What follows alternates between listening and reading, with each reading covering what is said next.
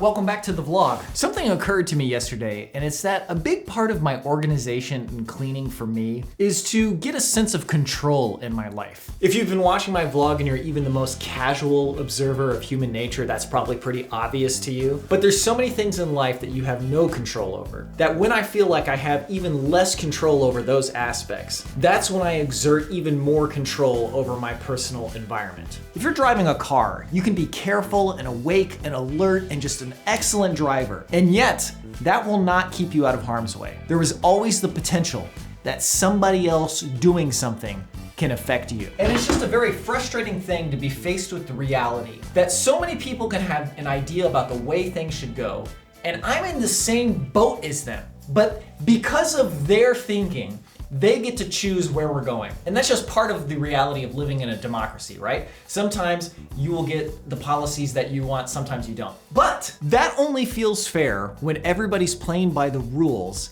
and the rule of law actually applies. Anyway, the coping mechanism right now is to just focus on what I can control, but it feels hollow. But at the same time, I refuse to give anyone the satisfaction of feeling despair or despondency. No. Whatever's gonna happen is gonna happen. Clearly, a lot of people want this to happen. So, and all things considered, at this time in history, there's a lot more that can be done than in previous times in history, so. All of it is probably a moot point anyway, because the specter of the White Walkers is coming and nobody's doing anything about that. And I mean the metaphorical White Walkers. On that note, let's get bundled up and go for a run.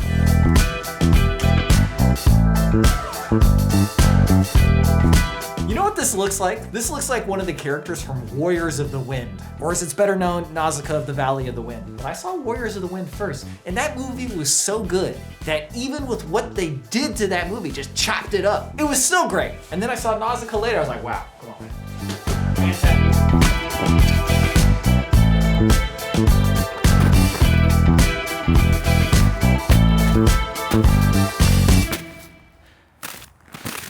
It is 2 degrees Fahrenheit out here, which is probably like -20 in real units. But if you're appropriately bundled, it's actually not too bad.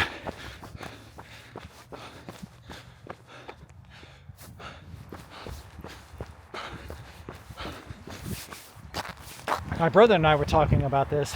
Well, one thing we both noticed about getting older is that it's so easy to lose your physical fitness. If you're not consistent with it, it just drops off so quickly. It's like in Resident Evil 4 where you gotta turn that wheel to open up one of the doors. As soon as you let go, the door starts closing again. Nonetheless, we turn the wheel every day. Well, most days. You know, I'm fairly convinced that there just does not exist a pair of gloves that are actually warm. It's either gonna be mittens, or you're gonna have to, I don't know, wow, look at that view.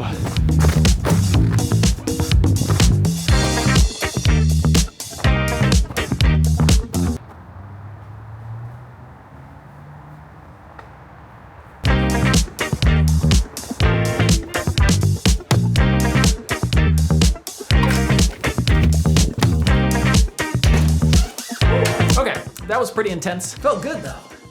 Okay, so this printer I got from my dad. I've had it for a very long time. It has worked fantastically up until about maybe a year and a half ago. It stopped taking paper. Like the paper just wouldn't feed through. But you could put one piece of paper in at a time in this slot and it would still work. And for my printer needs, that has worked for the last year and a half or however long it's been. But I was like, you know what? I bet I could fix this. It turns out this little part here is the culprit. And because this was a seemingly very common problem, the tutorial to fix this on YouTube was readily available, and replacement parts were $8 for a 2-pack, which is a little bit expensive for 2 little pieces of plastic, but I don't have a 3D printer, and it's way better than buying a new printer. And as far as the difference, this little loose piece of plastic right here is the broken part, and then this is the new part. So it's just the fact that this little part right here has become flimsy that the printer will no longer print. It's not even the whole part, it's just this little part right here. Anyway, the printer is opened already. Let's fire up the tutorial and get it fixed. Okay, I'm not 100% sure this is working, but that is at least in the right place now. Let's just print a test page. Okay, that did not fix it. Okay, the culprit was actually this little white piece right here. That's the part that broke on the original piece, and it needs to be poked all the way through so you can see it. So it can slide along this little semicircle here. And this white clip, when you press it in, it shouldn't move, which means that this piece is actually locked in place. And I just didn't have it in all the way enough. Let's give it a shot. Okay, I think we're gonna be good to go here. Let's try it. Come on, baby.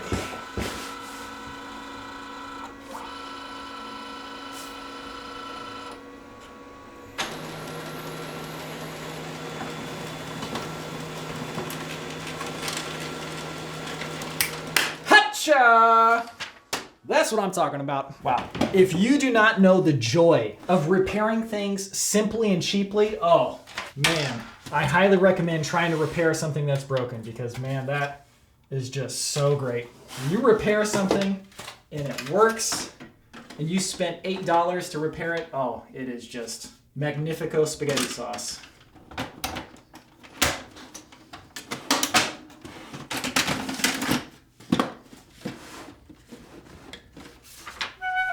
You know what it feels like? It feels like in Final Fantasy VI when Kefka wins, and then there's just the world of ruin, and right now we're Celes. And we're feeding the fish to Cid, and hopefully we're picking the right fish so that he survives. And it's not like my first playthrough where I lost Shadow, and then I poisoned Cid and he died.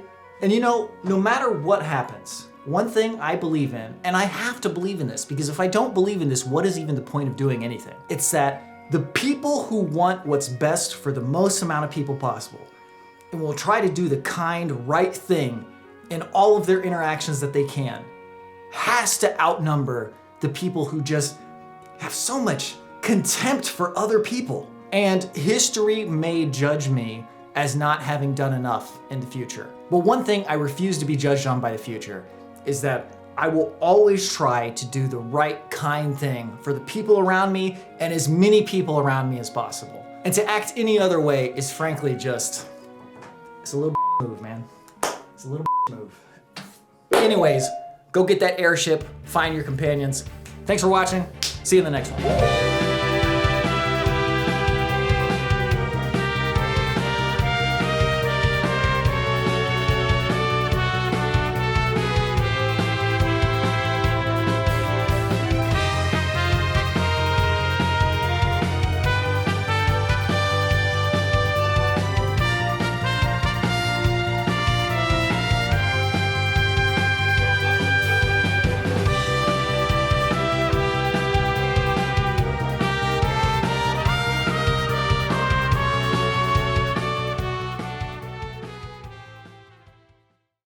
David and Jennifer Dickerson's Brazilian Jiu-Jitsu. Just at the... David and Jennifer Dickerson's Brazilian Jiu-Jitsu at the High Point Mini Mall. 2 doors down from the... No, just east of the pizza bar, 2 doors down. David and Jennifer Dickerson's Brazilian Jiu-Jitsu. Just east... David and...